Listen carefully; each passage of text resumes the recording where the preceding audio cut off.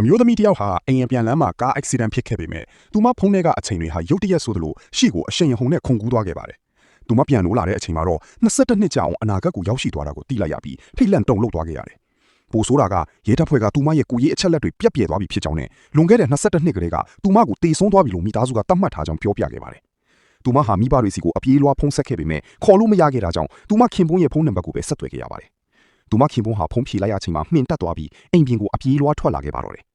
22နှစ်ကြာခွဲခွာနေရပြီးနောက်သူတို့နှစ်ဦးပြန်လဲဆုံတွေ့ခဲ့ကြပြီးမြဲခင်ပွန်းဖြစ်သူဟာအိုမင်းရင်ရော်ပြီးလူကောင်ချိနေသွားတာကိုမြင်လိုက်ရတဲ့အတွက်သူမမယုံနိုင်အောင်ဖြစ်ခဲ့ရတယ်။သူမဟာခင်ပွန်းရဲ့မျက်နှာကိုဝမ်းနဲ့ပူဆွေးစွာနဲ့အသားအရာပုတ်တက်ရင်ဒီလောက်တောင်နောက်ကျမှပြန်လာမိတဲ့အတွက်တောင်းပန်စကားဆိုခဲ့ပါတယ်။အိမ်ကိုပြန်ရောက်တဲ့အခါခင်ပွန်းဖြစ်သူကသူမအကြိုက်ဆုံးဝက်နံယူဆိုပြုတ်ကိုချက်ပြီးခဲ့တယ်။ဒါပေမဲ့ခင်ပွန်းရဲ့လက်မှာမင်္ဂလာလက်စုပ်မရှိတော့တာကိုသူမရုတ်တရက်တတိထားမိသွားတယ်။ခင်ပွန်းမှာမိသားစုအသက်ရှိနေပြီလားလို့သူမမေးခဲ့ပြီးမြဲခင်ပွန်းဖြစ်သူကအပြည့်မပေးဘဲငင်းဆန်ခဲ့ပါတယ်။ဒီကိစ္စကသူမကိုစိတ်ထိခိုက်စေခဲ့တာကြောင့်စိတ်ပြေလက်ပြောက်တီဗီကြည့်ဖို့ဆုံးဖြတ်လိုက်တယ်။ဒါကိုမြင်တဲ့ခင်ပွန်းကသူမကိုစမတ်ဖုန်းတစ်လုံးပေးပြီးအခုခေတ်မှာလူတိုင်းဒါကိုပဲတုံးကြတော့တာလို့ပြောပြခဲ့တယ်။လွန်ခဲ့တဲ့22နှစ်အတွင်းမှာကဘာကြီးဘလောက်တောင်ပြောင်းလဲသွားပြီလေဆိုတာကိုသူမစိတ်ဝင်စားလေ့လာခဲ့ပါတယ်။နောက်ရက်တွေမှာတော့ခင်ပွန်းဖြစ်သူကခေတ်သစ်လူနေမှုဘဝနဲ့အသားကျစီဖို့သူမကိုနေ့တိုင်းအပြင်လိုက်ပို့ပြီးခဲ့တယ်။ဖုန်းအသစ်ဝယ်ပြီးတဲ့အပြင်အဝတ်အစားမျိုးစုံကိုလည်းရွေးပြီးခဲ့ပါတယ်။သူမဟာဒီခေတ်ရဲ့ fashion ကိုသဘောကျပြီးအဝတ်အစားတွေအများကြီးလဲလှယ်ဖို့ချီခဲ့တယ်။ဒါပေမဲ့ငွေရှင်းတဲ့အခါအယောင်စာကြီးမာလီကသူတို့နှစ်ဦးကိုတားအဖလို့ထင်သွားတဲ့အချိန်မှာတော့သူတို့ကြားကအသက်ရွယ်ကွာဟာချဟာဘလောက်တောင်ကြီးမားသွားပြီလေဆိုတာကိုသူမသတိထားမိသွားပါတယ်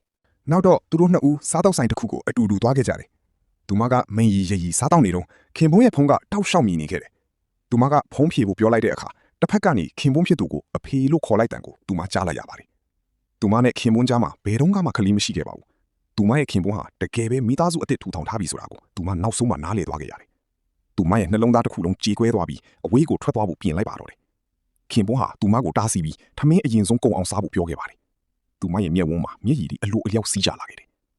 22နှစ်တိုင်းပျောက်ကွယ်သွားခဲ့ပြီးသူ့အနားမှာနေထိုင်ဖို့အခွင့်အရေးမရှိတော့ဘူးလို့ခံစားလိုက်ရတာကြောင့်သူမကလမ်းခွဲဖို့ပြောခဲ့ပါတယ်။ခင်ပွန်းဖြစ်သူကတော့ထွက်ခွာသွားတဲ့သူမရဲ့ကြောပြင်ကိုကြည့်ရင်အတိုင်းထက်အလွန်ဝမ်းနဲ့ပူဆိုးနေခဲ့ပါတယ်။သူမဟာအိမ်ကိုပြန်ပြီးအထုပ်ပိုးတွေပြင်ဆင်နေတော့ဗီဒီယိုကိုဖွင့်လိုက်တဲ့အခါစိတ်ကျမ်းမာရေးအတွက်တောက်ရတဲ့စီးပလင်းတစ်လုံးကိုတွေ့လိုက်ရတယ်။တကယ်တော့အမျိုးသမီးကလွန်ခဲ့တဲ့22နှစ်ကလေးကတည်ဆုံးသွားခဲ့တာဖြစ်ပြီးအရာအလုံးဟာခင်ပွန်းဖြစ်သူရဲ့စိတ်ကူးတွေကအိမ်မက်တစ်ခုသာဖြစ်နေခဲ့တာပါ။သူမတည်ဆုံးပြီးနောက်ရုပ်အလောင်းကိုပြန်လဲရယူခဲ့တဲ့အချိန်ကစလို့ခင်ပွန်းဖြစ်သူကစိတ်ဝေဒနာခံစားခဲ့ရတာပါ။22နှစ်အတွင်းမှာသူကနောက်အိမ်အောင်တစ်ခါမှမပြုတ်ခဲ့ပါဘူး။တားလို့ခေါ်နေတဲ့သူဟာတကယ်တော့အမျိုးသမီးရဲ့မောင်အရင်ဖြစ်ပါတယ်။အမျိုးသမီးကား accident ဖြစ်ပြီးနောက်သူမရဲ့ဖခင်ကတည်ဆုံးသွားတာကိုလက်မခံနိုင်ပဲပျောက်ဆုံးနေသူအဖြစ်ကြီးညာချက်တွေကိုလိုက်ကပ်ခဲ့လို့ငွေလိမ်ခံရမယ့်အခြေအနေထိကြုံခဲ့ရတယ်။ဖခင်ဖြစ်သူကိုနှစ်သိမ့်ဖို့အတွက်မိခင်ဖြစ်သူကနောက်ထပ်ကလေးတစ်ယောက်ယူခဲ့ပေမဲ့မွေးဖွားပြီးနောက်မှာတော့မိခင်ဖြစ်သူကမမျှော်လင့်ပဲကွေလွန်သွားခဲ့ပါတယ်။မကြခင်မှာပဲဖခင်ဖြစ်သူလေးဝမ်းနေပူဆိုးမှုတွေနဲ့ထပ်မံကွေလွန်သွားခဲ့တာကြောင့်ခင်ပွန်းဖြစ်သူကအမျိုးသမီးရဲ့မောင်လေးကိုကိုယ်တိုင်ပြုစုပြုထောင်ပေးခဲ့ပြီးတခြားသူတွေကိုတော့သူ့ရဲ့သားဖြစ်တယ်လို့ပဲပြောခဲ့တာပါ